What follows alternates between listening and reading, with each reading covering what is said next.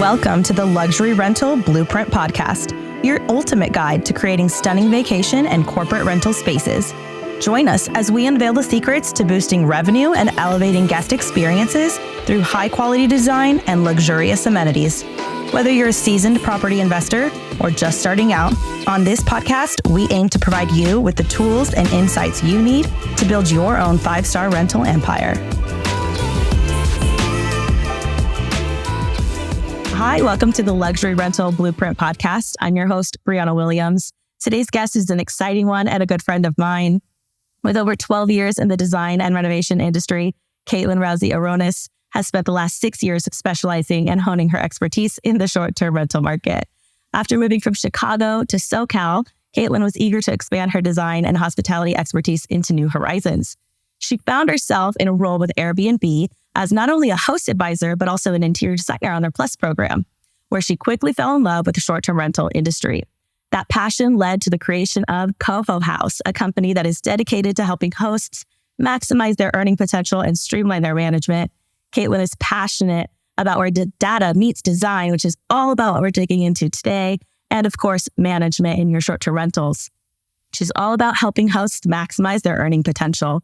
Kaitlyn's meeting with us today in this episode, bringing a deep understanding of ROI and design expertise, making her a powerhouse guest here on the Luxury Rental Blueprint Podcast. So big welcome to Kaitlyn Rowsey Aronis. Hi, thank you so much. Good on it. It might have been a couple of tries, but we got through it. Thank you so much. I'm so excited to be here. You're also a powerhouse in this industry. So it's so fun chatting with other designers, other people. Obviously, we all do and specialize in so many different things.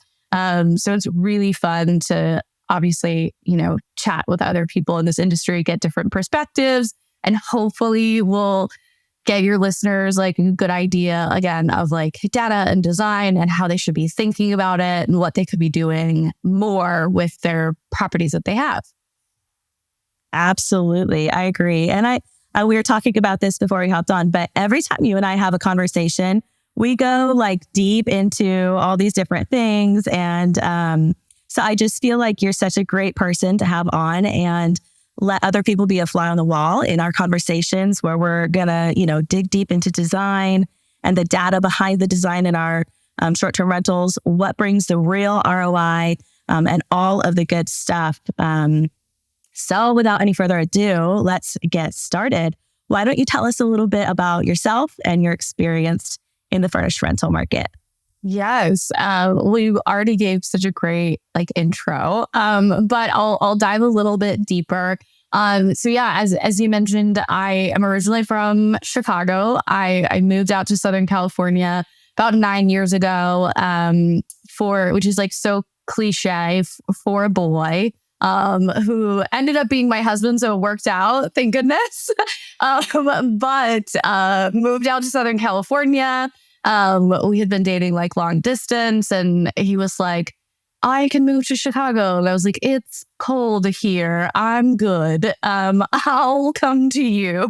So ended up in Southern California. And as we all know, the real estate market in Chicago, where we were doing lots of renovations and, able to buy properties and a barrier to entry was really low. California is a different beast. And so I got, when I moved out here, I really got more into commercial design. So worked for a furniture company in Southern California, working with a lot of, again, workplaces. So doing WeWork designs and things like that. And I really just missed residential. I missed working with individuals. Working with corporations is just a very different game, as I'm sure you are also aware of. And so really was just looking for something new, and had the opportunity to work for Airbnb. So reached out, went to a networking event with them, met some incredible people. And really was not super familiar with the short-term rental market. But it seemed to me who's very business minded, who's very, again, I think about the numbers, I think about the data, I think about all of those things, but I also have this very creative side. And so it seemed like this perfect world. And I was like, is this too good to be true? And it wasn't. I was like, no, this is everything that I wanted it to be. Because it's exactly that. It's where creativity on a whole different level, because as we know, short-term rental design is so fun. You can do things that you would never do or never get away with in a residential world. And then there's also this business side, right? So like there's also thinking about the ROI, thinking about the budget planning, thinking about OpEx, right? Like how do we manage a property long-term? And so I really just fell in love with the short-term rental market in general.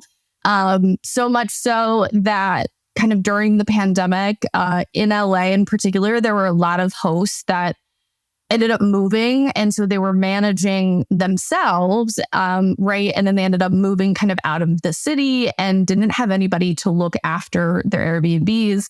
And so I started doing small business consulting with a lot of like tech people in the short-term rental space. And then also started CoHo House to be able to do co-hosting. So that was really how CoHo House started.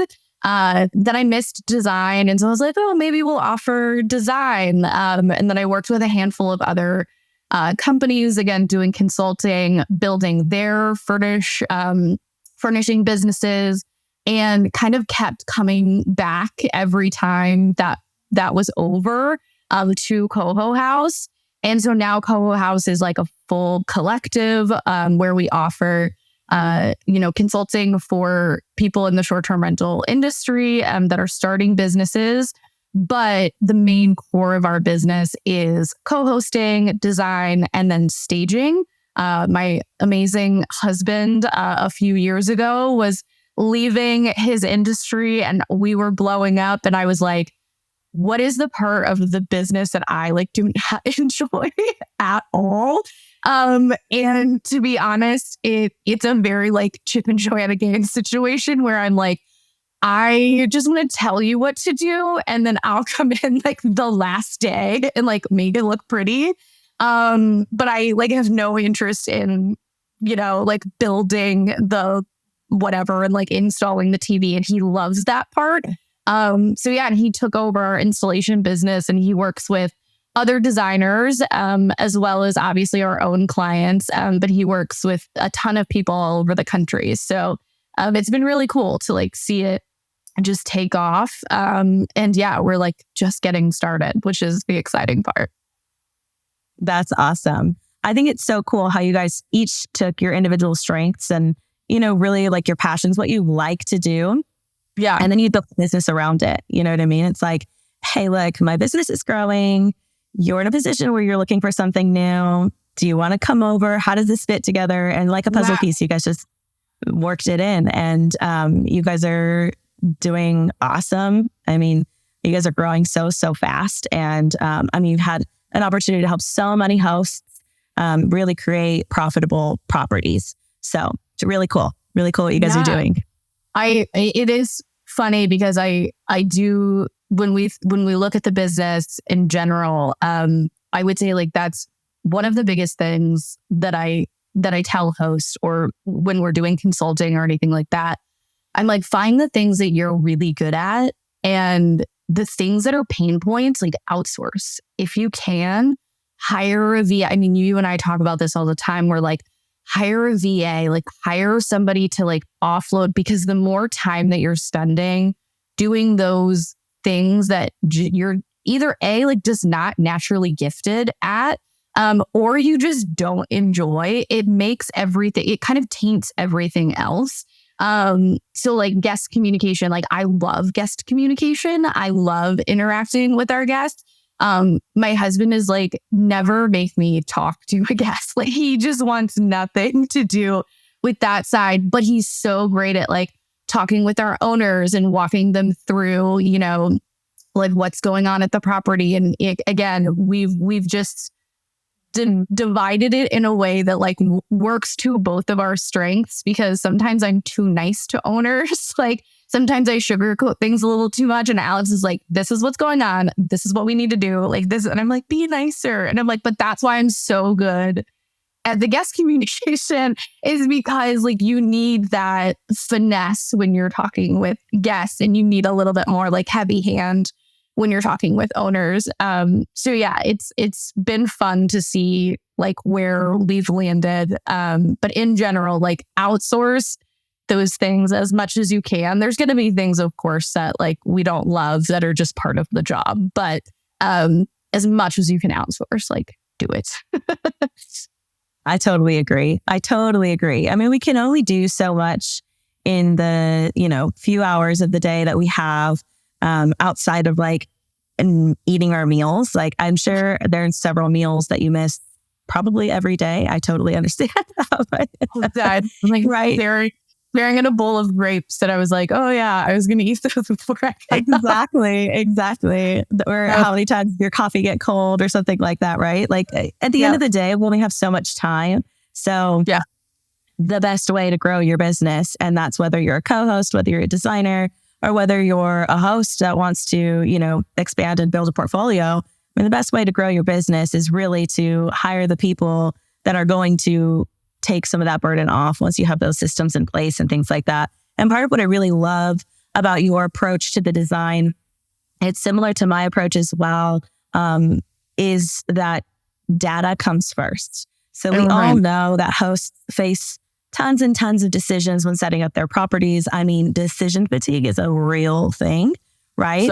So yeah, exactly. But ultimately, to set up a property for success, we really need to start with a solid plan in place. I know you guide your clients in this way as well.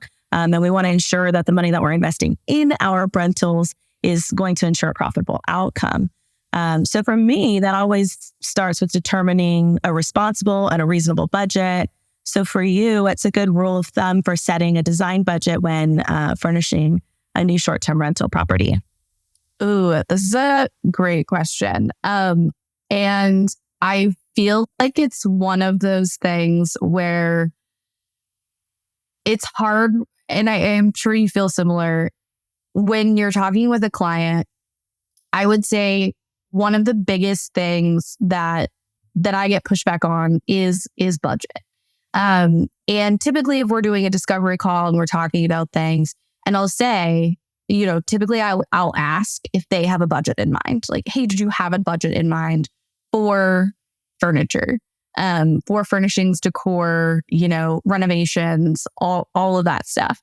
One of the most common answers is either A, you tell me, which is difficult, or it's, oh, I don't really know. And again, it's kind of goes back to say, like, again, that you tell me.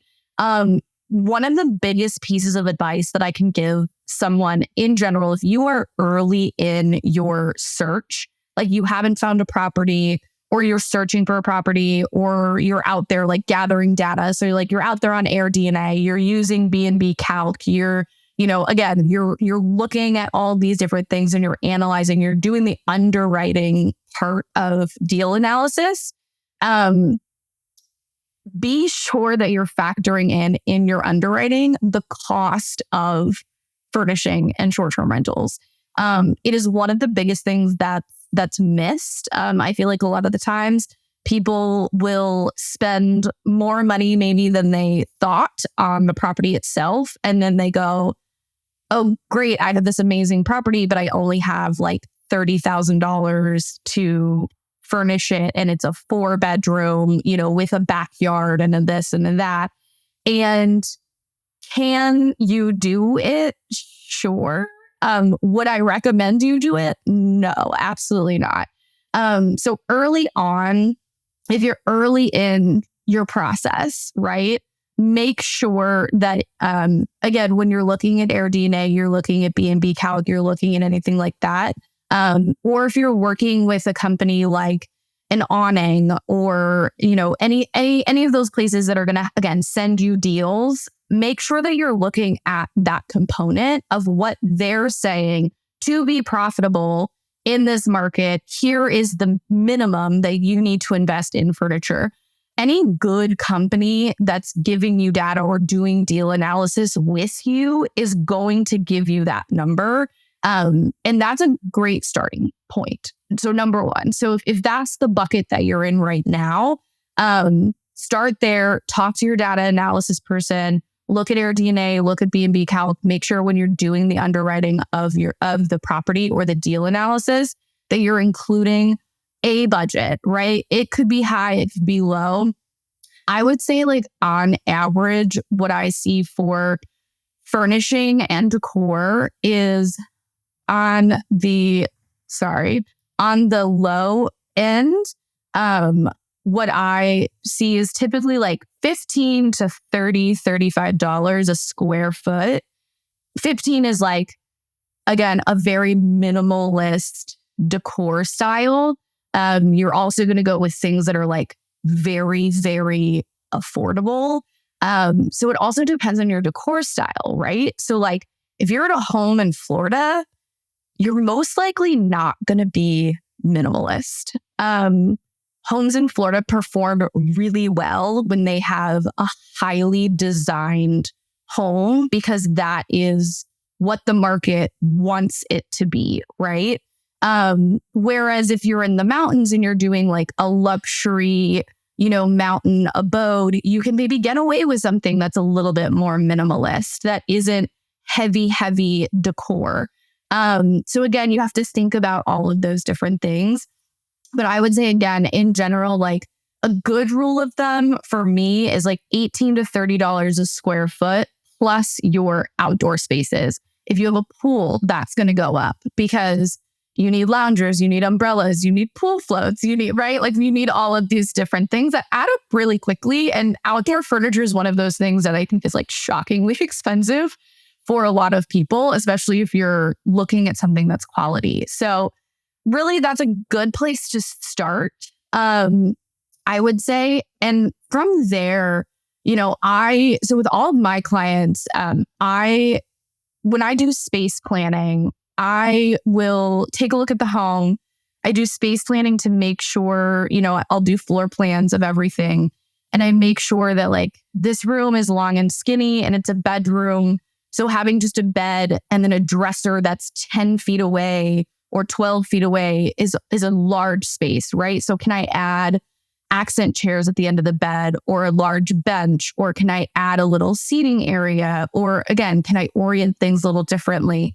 And so from there, I actually go in and I have a budget like planning sheet. And typically what I'll do is, a nightstand could cost anywhere from $100 to $300, right? So like that difference is large. And so I go through and I literally will be like, in this room, there's this. There's these 27 things that I have planned to put in this room. Here's the low end. Here's the high end. I typically end up at like 1.3, right? So like low end plus 30% is like right around, if I'm doing budget analysis for someone and I'm giving someone that budget, I'll say like, here's kind of, you don't want to be super, super high end unless you're luxury, unless that's your avatar, right? And I'm like, those people are looking for super, super high end furniture, super quality furniture. But nobody cares if you spent $3,000 on a coffee table. Like, don't do it, right? There's places for you to spend and there's places for you to save. And my general rule of thumb is you're going to spend where your guests spend majority of their time. And that's typically where they're sitting, where they're eating, and where they're sleeping. And so nobody has ever complained that your couch was too large and too comfortable at an Airbnb, right? Like I've never heard that complaint before. I definitely have heard like there wasn't enough seating, right? Like it sleeps 8 people, but there was only 5 chairs. There was like a 3-person couch and 2 chairs in the living room. Like that's where, again, spend the money where people are going to be gathering and like making those memories, because your job as a designer, as a short-term rental host, is really just to create the backdrop where people are creating memories and like get out of the way. Like that's it. It's quality. Spend money on good bed frames. There's a cost of something and there's a price of something. And a lot of people pay attention to the price and they'll be like, oh, the price up front of this bed frame is $1,200. And to them, that's crazy. And they're like, oh my gosh, like, why would I spend $1,200 on, an article bed frame? And I'm like, well, first of all, because it has a super high weight limit, it's like commercially tested. We know that it's going to last. There's a great warranty to it. They're super responsive. They ship quickly, right? All of these different things. Well, I can buy a $250 bed frame on Wayfair. Of course you can. Of course you can. And what I say is, okay, so you're looking at the price. And in 6 months, when that $250 bed frame breaks in the middle of the night, what is going to happen? What is that guest experience going to be? So your guest is going to call you, bed frame's broken, they're pissed, not a good guest experience. You most likely are going to have to refund them for the night, right? Like for that night, the right thing to do would be refunding them for that night. And then you need to hire a handyman to go out to the property to remove that bed frame, hopefully find one local like that day, which is nearly impossible for most people. And then they're going to have to go to the store, buy that bed frame, go install it. So now your cost of that $250 bed frame is not $250. It is a refunded night stay. It is the cost of a handyman. It is the cost of a new bed frame when really you could have just gotten something and potentially a bad review, right? And so like those are the things that we talk about is like, hey, your side table, your coffee table, little pieces of decor, save on that. Don't spend a ton of money on those types of things, but spend money where it matters. So like the overall budget, absolutely super important to get right. The budget planning side of it, I would say is like the icing on top, right? Like that is where like the data really shows us what matters to guests. And what matters to guests is their comfortability and their ability to, again, gather and create those memories. Because that's what short trip rentals are all about. Totally. I agree. And I'd even add one more item in there too. When you have to replace something, you have to go back and re-photograph that space because now that space is not what is in the photograph on the listing. So right. In order to provide an accurate listing, you now have to hire a photographer to come back in and re-photograph that space. So, I mean, there are so many things. I have had clients in the past who are like, my budget is tight because I've already done, for example, the renovation. Yep. So furnishing, we got to do this in a little bit of a lower, tighter budget. Let's just go with something less expensive for now. And then I'll go back in a year or in 6 months and I'll, replace that unit. First and foremost, you're not going to go back in a year or 6 months. Chances right. are. If we do this right, you're going to be so full that there's not really an opportunity to do that unless you're going to shut down your calendar for a couple of days. So, right. And most people don't want to do that, right? And then not only that, but then we also, like I said, you got to get that photographer back in there. And then let's just say you're operating from out of state. You have to pay somebody to facilitate the swap. And what are you going to do with the alt piece? And, there's so many logistics when it comes to let's just replace this in 6 months. That I totally agree with you. It's not the best way to set up your budget. So things that you and I have talked about before are like, maybe we look at overall, what can you invest in this property? And then we allocate the budget accordingly between amenities, designs, etc. So how would you recommend to hosts who are just, getting their properties put together? How do you recommend balancing between allocating that budget for the design versus amenities in short-term rentals? Yeah, that's a great question. So amenities in general, the way that I break things up is typically I will start with what I call like essential amenities. So essential amenities are everything that's going in your kitchen, everything that's going in your bathrooms, your linens, your cleaning supplies, right? That part of the budget, I think, is where majority of people get a little bit of sticker shock. Because it's really easy for us to like, first and foremost, to anybody who's just starting out and doing this, I want to give you a little bit of like comfort and let you know, first and foremost, like if you've never done this before, it is overwhelming. The decision fatigue is real. The amount of products that that go into a house is actually crazy. And I feel like a lot of people don't really realize that because none of us outside of us, right, who do this all the time for a living, majority of people have never furnished a house that is completely empty.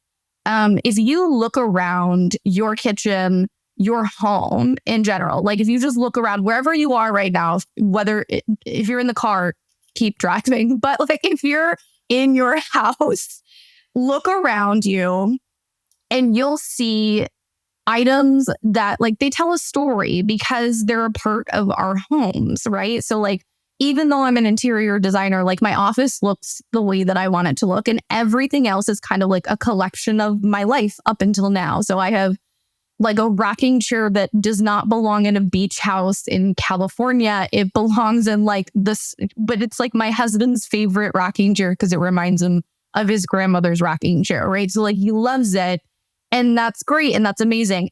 But all of those different things, like if I look around here, I'm like, it's thousands and thousands of dollars worth of product, but not product that I had to buy all at once. Same thing with our kitchens, same thing with our essentials. And so when people go through and they look through what is actually needed to fully stock a kitchen, it very quickly adds up. And I think it can be very overwhelming. And so in the beginning, I always tell people, like, if you're doing this yourself, right, start there. It's not the sexiest part of design. It's not going to be.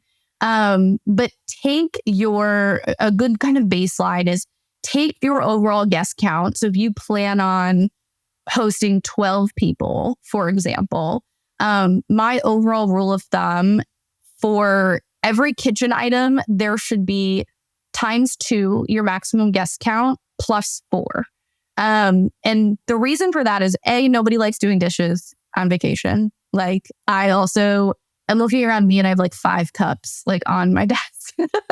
And so if you're anything like me, I'm like, I want like orange juice. I want a coffee. I want a water. Like, and I'm like, nobody is just going to use like 1 cup and be like, this is your cup for your weekend. Like nobody wants that. So maximum guest count ×2 +4. So if you're at 12, you should have 28 dinner plates. You should have 28 coffee mugs. You should have 28 spoons and forks and knives, right? And so figure out, again, what that multiplier is for you. And then go through and kind of, again, put like a budget to it. And so, there's tons of lists out there that exist that you can buy. A lot of interior designers have like Amazon shopping lists that you can, go and you can download yourself. So there's lots of resources out there of like, hey, here's a checklist of everything that should be in your short-term rental. My general rule of thumb is, can they cook a full pasta meal? And so that's like the strainer, the cheese grater, the wine opener, the large pot, the, smaller pots, like all those different things. Like if they can comfortably cook a like Italian dinner, you're probably good, right? Like that's kind of your baseline. And then from there, add on the things that you want. So if you want to add like an air fryer or a blender, right? Like if you're going to be in Florida, like people want to make margaritas, like you should have a blender, Blenders in other markets are kind of like a nice to have. They're not as much of a must have. So think about your market, think about who's going to be staying there and what they want to do kind of like in the kitchen.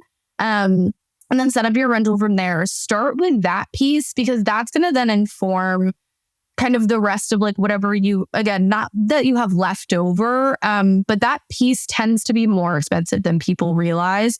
I would say on average, like essentials, kitchen essentials, as well as like linens, beddings, things like that tend to be between about like $8,000 and $12,000, depending on the size of your house. Now, that's an average like 3 to 5 bedroom. I would say if you're obviously smaller, it's going to be much less than that. For linens, again, same thing. I like to tell people in general that, it depends on if your linens are being done on or off site. I like to have what's called a par 3. So whatever the bed is times 3, the type of linens. For duvet inserts, I like to do times 2. So again, figure out what works best for you. The reason I like times 3 is because if my cleaners ever have to take something off site to treat it, then there's still an extra in the closet for my guests. And then there's still a set on the bed. So again, like figure out how that works for you and then move forward into like furniture allocation and things like that. Your essentials typically will be like around, I would say, probably like a quarter of your overall budget is, again, general rule of thumb, what I typically see. So again, it can be more, it can be less depending on your guest count and depending on the size of the home because every house is different and unique, which makes budgeting real fun.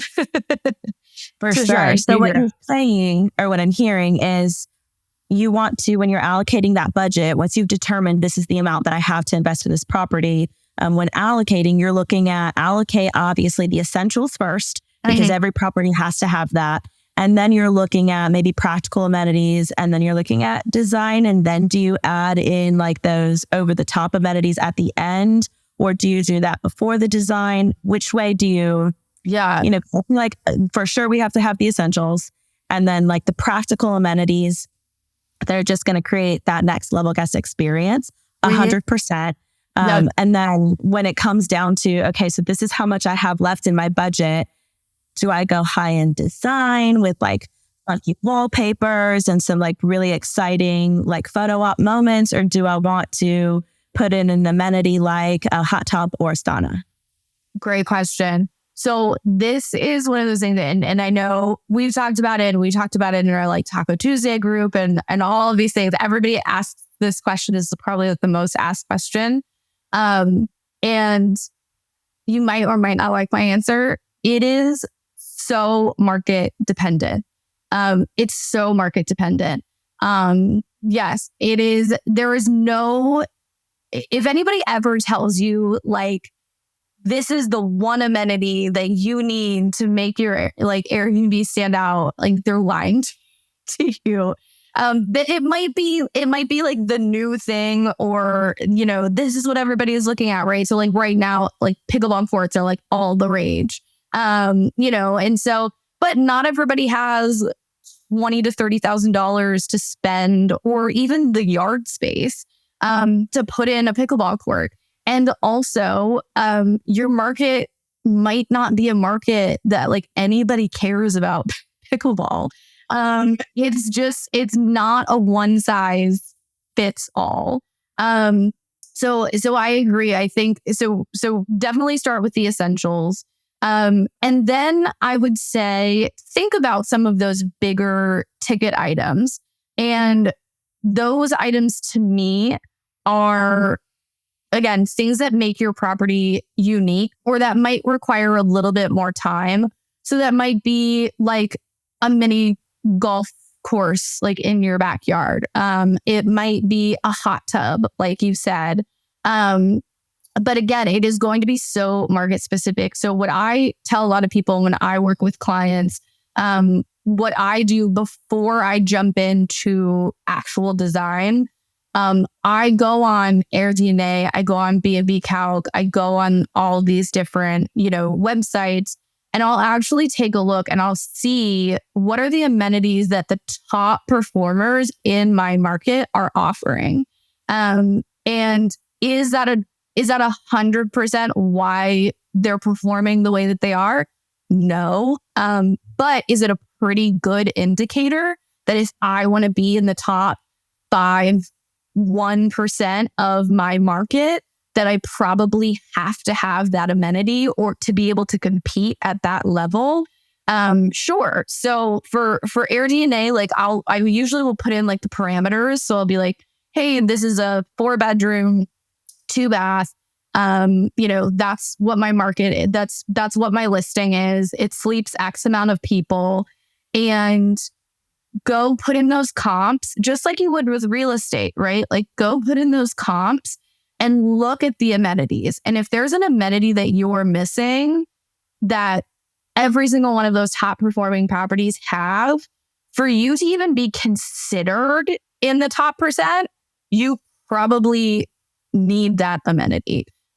So for example, Big Bear, like to be a top performer in Big Bear, you have to have a hot tub. Like you just do. It's one of those markets where like it's an all other market. It's a ski market. Same thing in like Stowe, Vermont. Anywhere that again has weather, having a hot tub is going to automatically put you in that higher tier property.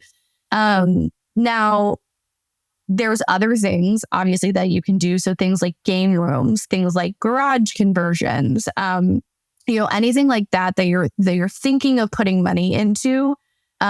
Look at what that's going to do to your overall like ROI. So again, doing a garage conversion where you're changing it into a bedroom and you're able to add additional revenue because of the extra head count. There might be a tipping point where, hey, it actually does make sense for me to spend $10,000 and renovate this garage. Or your house, again, might be in a place where it's permitted where you can't do garage conversions, or you have a limit of the amount of guests, right? So a lot of places will have like 2 guests per bedroom plus 2. Well, doing another garage conversion, if you can't actually call that a bedroom, doesn't really do you any good. So that garage conversion is much better served as a game room, as like something that's, again, more fun, makes you stand out. So thinking through, again, what is your market, doing that due diligence of really studying your market, taking a look at like what's performing well. And I will tell you, one of the things you mentioned earlier was a lot of the times we get our like hands on people like after they've done renovations. If you're hearing this and you have not done renovations yet, talk to a designer. If you are planning on working with a designer, talk to a designer. They do not need to run your renovations like at all. But especially somebody who specializes in short-term rental design might prevent you from spending tens of thousands of dollars that you do not need to spend. Yes. Yeah, like I have to like say it louder, right? All like of it. all the things. I had a client, I actually just ran into them at STR Nation, and they're a lovely couple, and I like loved working with them, and I worked with them probably like three years ago.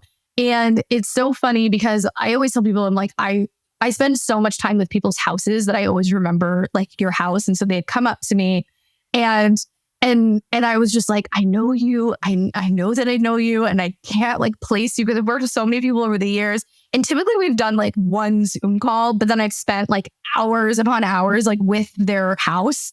And so they came up to me and they were like, hi, I'm so-and-so.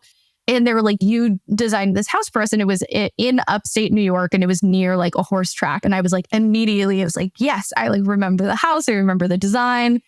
And I was like, I use your house all the time as kind of a story to tell people about renovations. They're like, that's so funny. Why? And I was like, well, do you still have that blue bedroom or that blue bathroom?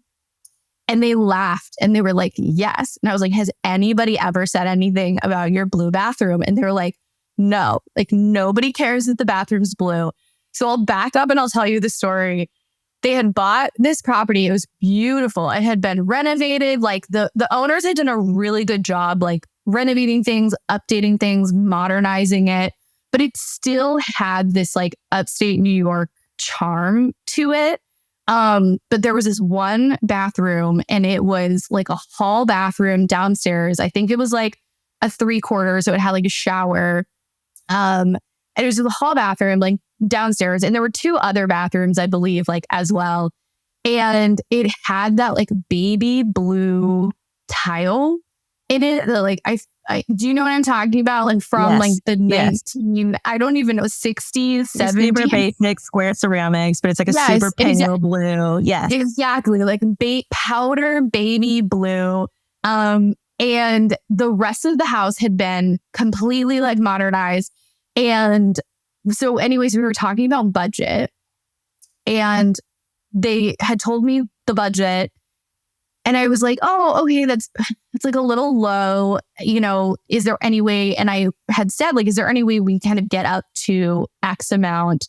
And they were like, well, not really, because we need to renovate the bathroom. And I was confused. And I was just like, okay. I was like, well, like what bathroom? Like, what are we talking about here? And they were like, well, we need like $10,000 to $15,000 to like renovate this bathroom. Like, we hate this bathroom. Everything else has been modernized.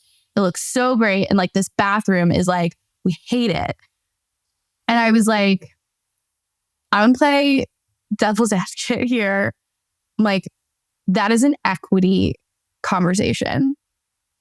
You are talking about equity because having an updated bathroom for equity, sure, totally makes sense. For ROI, for a short-term rental, like nobody cares that one hall bathroom is blue. Is it clean? Does it function? Does it like, is it working? Right? Is it like, does it look good? I was like, are things not damaged? Like, if so, why are we spending $15,000 like renovating this bathroom? Do you know what I could do with $15,000? Like, I could do so much more with $15,000. And it took a little bit of, like, we're not sure, we don't know. And so I was like, here, I'm going to make a deal with you. And I was like, we're going to make your property so profitable that come next year, all the things that you said, oh, we're not going to be able to do this because we need to renovate the bathroom. In a year, come back to me. And if your property is not booking, if people are complaining about like this bathroom, if anything like that, we'll talk about doing the renovation, but you're going to be cash flow positive at that point in time.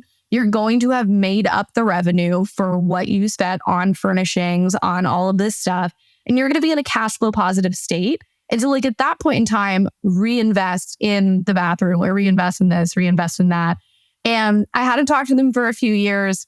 So I ran them to them in San Diego at STR Nation. And I was like, again, this was 3 or 4 years ago. And I was like, how's the property performing? And they're like, so great. They've bought another property in Florida now because they were like killing it at their property in New York. And they're like looking for the next one. And so anyway, we were chatting and I was like, so is the bathroom still blue? And they're like, yeah, we like painted the cabinets like one time and like, that's it. That's all we've had to do to it. Like, thank goodness we didn't spend $15,000 on that because we put it into arcade games and put it into like a poker table. We put it into like these things that are really huge drivers for them that they wouldn't have been able to do otherwise if they would have spent that on a bathroom renovation that really wasn't going to get them ROI to begin with. So again, it's important to think about the whole scope, right? Like not just all of those other things. And so when you're thinking through renovations, when you're thinking through adding something, like ask yourself, am I doing this for equity? And there's going to be people like, so a question back to you, like, do you have clients that come to you and say, hey, this is an investment property, but like we're holding on to this for like 3 years so we don't have to pay capital gains. And then we're doing some renovations and then like we're going to offload it. Do you have any clients like that? Or would you say rarely, right? Rarely. Right. Yeah. Majority of them, I think, are looking for that cash flow. I mean, that's ultimately because if they weren't looking for cash flow and they just wanted equity, 9 times out of 10, they're going LTR. They're not going to go through the hassle of an STR or an MTR. And that's exactly what you're talking about. It's all about, are you on the equity play or are you on the cash flow play? Which are you looking to achieve? And that comes in that beginning when we talked about creating that solid plan. When you're doing that underwriting on the property, you need to know what is your goal out of the property and then what can I invest in it so that you can invest that in that case, that $15,000 in a much smarter way. At the end of the day, we all know at this point, for the most part, us that do this consistently day in and day out, we live our lives of designing short-term rentals and mid-term rentals. We know that the bathroom is not what brings the ROI. Mm-hmm. Kitchens can bring ROI, but at the end of the day, communal spaces are the ones that bring the true ROI. And in those spaces, often you don't have to do a lot of renovating. Yeah. You can make it look snazzier with some wallpaper or a really cool light fixture that will stay with the property in the event that you decided to sell it. But at the end of the day, it's the pieces that you're putting into it that are removable and really aren't adding any equity, like your furniture, that are going to bring the ROI in terms of, your average daily rate, your occupancy levels, things of that nature, just the appeal to your property and the overall performance of the property. It's going to come in the items that give guests experience. And in all honesty, changing that tile was not going to give the guest any better of an experience, but adding the poker table gave them great experience and it's giving them really good memories. And when people are going on vacation, that's what they want. They want those killer memories. So 100% on board with that. I completely agree. And I think that's where when we've spoken about things like this in the past, it's like, that's where you just have to determine from the get-go, what is your goal with this property?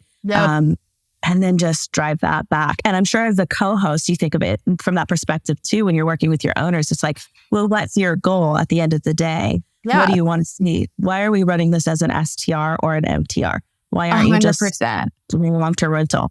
But I think when we get into real estate investing and we start plugging in and we start talking to other investors, you get taught that the common thing to do is to move in, upgrade the floors, upgrade the kitchen, upgrade the bathrooms. Nobody talks about, let's talk about, how about you upgrade your lighting plan? If you just have 6-inch can lights in a kitchen, there's a difference between 4-inch can lights and 6-inch can lights. And even those can lights, how much light they put out and how does it overall impact the feel in the space and how that's going to impact the guest. I mean, that's a better opportunity for, creating a better guest experience than let's just say swapping out the floors. If you need to keep the old floors, keep the old floors. Now, if it's 1970s shag carpet and it stinks. Right. Yeah, gotta go. Well, if it's honey wood and you're like, I hate the yellow tone in this wood. Look, we're going to put some rods down and we could just play off of this more and counteract it in so many different ways. But let's just draw the eye up and put some really cool lighting that's going to make an impact and statement.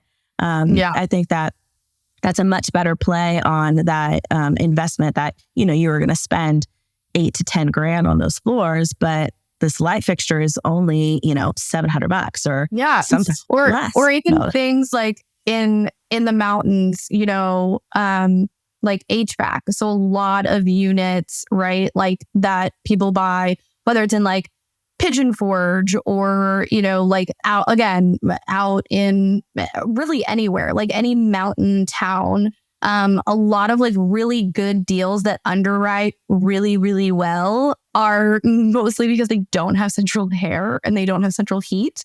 And so like the numbers, right? Like work out really well. And then people kind of get into the property and then they're like, oh, wait, it doesn't have central air, or like it only has central heat, right? It has like the floor heaters. And so again, if I'm working with somebody that is in either contract stage, right? Like a lot of the times I'm working with people like before they're closing on a property. I'll ask them that, like we'll go through like the Matterport or we'll go through like the analysis of the unit. And I'll say, okay, well, like, does it have central air? Well, that's a huge plus in the mountain market. Because a lot of people don't invest in that. And you don't necessarily have to run central air, right? You can do like mini splits. There's different ways that you can do it that's like more affordable than doing like a full HVAC system that's going to cost like tons and tons of money. But again, like thinking those things through up front of like what is going to give my guests a better experience than probably what they were experiencing before, especially if it was already a short-term rental. If it was already a short-term rental, one of the things I love doing is like I literally will just spend hours like going through reviews. And I'll take a look and I'll see like what are the guests saying? Like what did the guests like that what did they mention? And if they said something like, oh, like the carpet was really stained and it was really dirty and like it just felt like old and like worn down. Or again, same thing, like, oh, it was fine, but like it was really hot in the summer. Or again, whatever those things are, like you're going to be able to, again, if you're buying a place that already has a short-term rental, that already was a short-term rental, look at that is a huge thing that people miss, is like going and looking at the reviews of the past listing, if it's still live, right? Like if it's still up during deal analysis phase, because that's almost going to inform you and like tell you what you should fix and like what you probably don't have to fix. And so again, like taking a look through all of those things, there's so much information out there that again, in a lot of different places. So I know that it can be really overwhelming for people. But that's always a good one, is like a good just rule of thumb in general. If you're taking over an existing short-term rental, looking through those reviews, asking like the previous owner, like, hey, like what is the number one thing that people love about the property? And what is one of like the biggest complaints that you get about the property? It's a really good insight into probably what you want to spend your money on up front, like before you get started on anything. But yeah, like in general, I mean, it's just doing the due diligence to like figure out your market. I think we talked a little bit about, your guest avatar, to kind of circle back around to your question about like the amenities. Like, is there a magical amenity? Like there's not a magical amenity that's going to be like this. Every short-term rental, like from here until forever, needs an arcade game, right? Like that it's, I mean, yes, like, should you get an arcade game? Yes, they're not expensive. They're like $400 to $600. They're fairly easy to build and set up. Whoever wrote the instructions, like if you're listening to like Arcade 1-Up games, they're the most thorough instructions I've literally ever seen. Like they're so easy to follow. They're so easy to build. They take a while to do, but like the instructions, I never thought I'd be able to like build an arcade game. That seems crazy to me. And like was able to do it again so easily. So like a Pac-Man game, like NBA Jams, like Golden Tee, anything like that, right? Like those are really great additions like to your short-term rental, and they don't take up a ton of space. However, to circle back, like we were kind of talking about, like, yes, it's market dependent. It's also avatar dependent. And everyone in the short-term rental space, if you listen to like any podcast over the last like 2 years, you've probably heard all of us talk about like your guest avatar, like who's your guest avatar, like who's staying in your rental, like who's staying in your property. And you're probably really sick of us all like talking about it and saying it. Like even I sometimes I'm like, oh gosh, like am I going to talk about the guest avatar again? Like, yes, I am. Sorry. But talking about your guest avatar, like getting super clear, like Scottsdale, for example. Scottsdale, like your guest avatar, you could be like, I just want to like niche down to bachelor parties. Like that's my vibe. Like group travel, guys, like golf and sports and what, again, like super masculine, super like this, that, and the other. You could do bachelorette parties where it's like super girly. So, we did one like years ago and it was like we had a big grass wall and it had a bunch of mirrors on it. And it was like, you're like really pretty. And it was like this big Instagram moment. We had like the ring light and like all the things, right? And it was like the moment someone was like, I'm booking a bachelorette party in Scottsdale, like they immediately stopped the scroll and were like, what is this? This looks great. This is perfect. This is what we want. And so again, there's getting really clear on who you want to host also informs your amenities. So if I was targeting group travel, whether it's a bachelorette party or a bachelor party or, design agnostic group travel, I would never spend money on a playground in the backyard. Right? Like I just want it. I just want it. I wouldn't spend $800 on the playset and like $1,000 to like get it installed and make sure it's safe and make sure it's this, because no one in my guest avatar is using that. And if they did, they'd probably break it. So like that makes no sense. But say that. Right. It would be broken in 5 seconds. Like, yes, they would probably use it for like a TikTok or something, and then it would immediately be broken. Because I think like the weight limit on the slides is like 200 pounds or something. Like it's not meant for adult humans. And so, but if my guest avatar is families, you best believe I'm putting in a playground. Like that's one of the first things that I'm probably putting in, because kids that are age 3 to 10 love a playground, and any family who's looking to book in that area is going to be like, oh, there's a playground and there's a pool and there's things for adults. Like, oh, this is great. This is hitting all the marks for that specific guest avatar. So it's not just market dependent. It's also getting really clear. And I feel like that's another thing a lot of people like miss, is that they'll say like, oh, well, should I put in a playground? Should I put in, mini golf? Like mini golf across the board is like a good idea, right? Like in majority of markets, if you can put in like a few holes of mini golf, like really cool. And it appeals to a large demographic. But again, then there's other amenities that you're like, that makes no sense for who you're trying to market to. Like, don't spend your money on it. Spend your money elsewhere. I totally agree.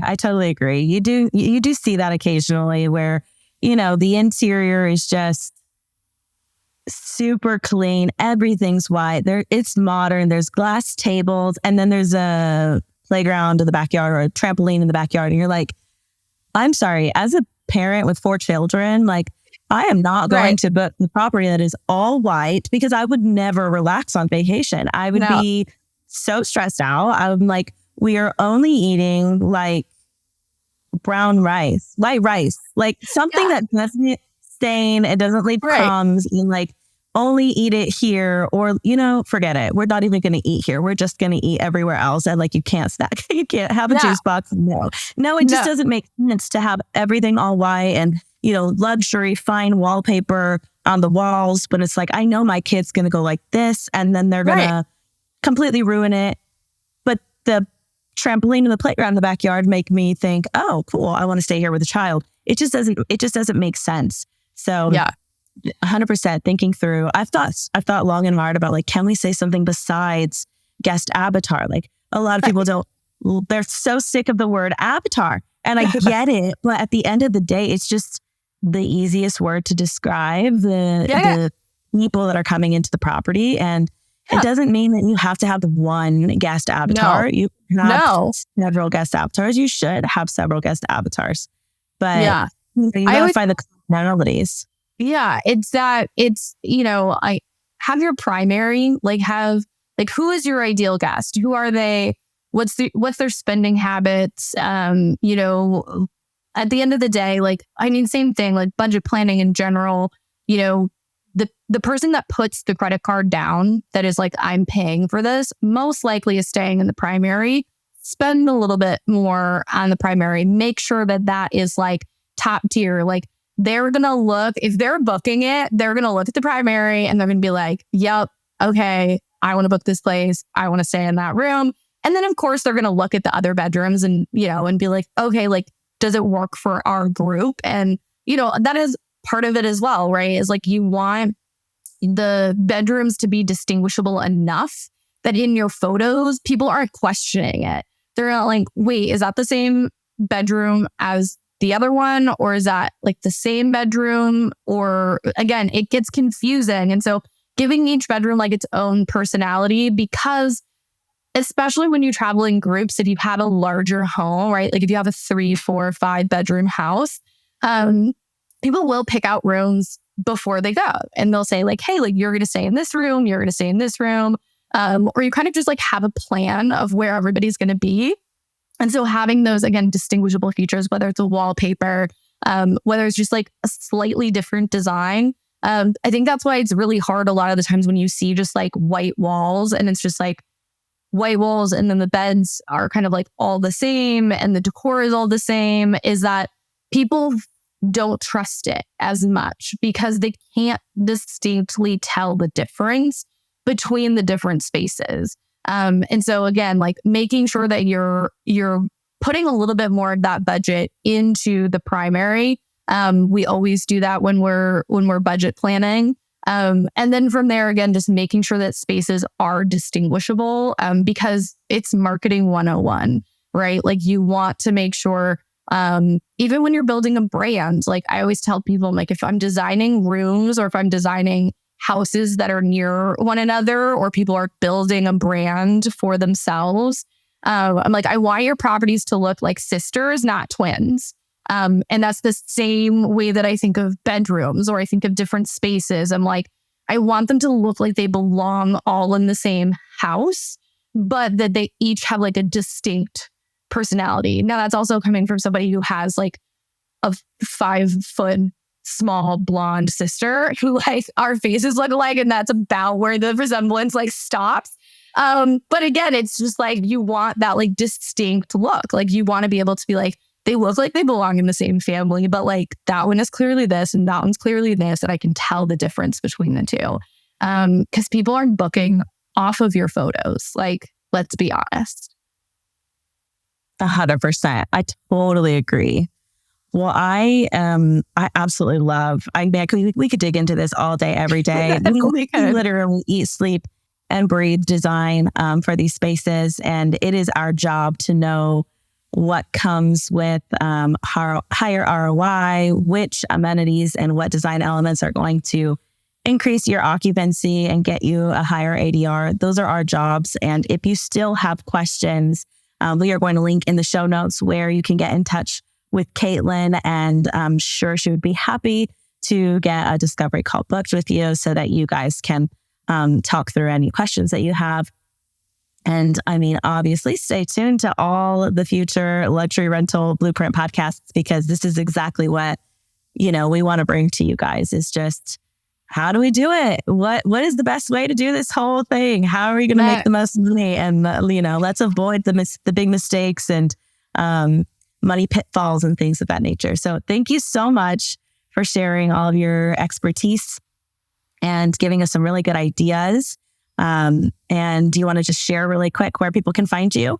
Yeah, absolutely. No, these conversations are so helpful. And again, I say this humbly because I have made so many mistakes throughout setting up short-term rentals. That like the biggest thing, and what I love about like your podcast and what you're going to continue to bring to your audience, is just as much information as possible so that you don't make these mistakes up front, right? Like it's so important, and there's so much information out there, and it's really difficult to like sort through it all, right? And so like if our conversation can help illuminate even a small part that you're struggling with, first and foremost, like you're not alone. I always tell people that short-term rentals in general can feel very isolating, and they feel very scary because it's a really large investment that you're not 100% sure is to pay off. You're not alone in that feeling. It is a very common feeling. One of the biggest things I think we talk about with all of our clients is like, that's why you don't have to do it alone if you don't want to. There's people out there, there's resources out there There's people that are willing to help. Again, make, whether it's design, whether it's data analysis, whether it's deal analysis, whether it's co-hosting, whether it's setup, whatever that part is that you're excited about, but you're nervous about, there are people out there that are willing to help. And I know that like that is what you are going to bring to the table with all of your podcasts, is just a huge group of people that are out there like that. All we want to do is help people make this business as successful as can be. So to work with me or reach out to me, you can find us at www.cohohouse.com. You can also reach out to me on Instagram. My Instagram is at Kaitlyn, Kaitlyn _Aronis, Aronis. Or email me at Kaitlyn@cohohouse.com. Awesome. Thank you so much. I really enjoyed having this conversation with you. It's not the first conversation we've had. It's not going to be the last, but I'm glad to brought everybody on this along with this conversation along with us on this conversation. Yeah. I'm just glad you guys are here. All of the above. Yes. Awesome. Well, thank you so much. You guys have a good week. Thank you.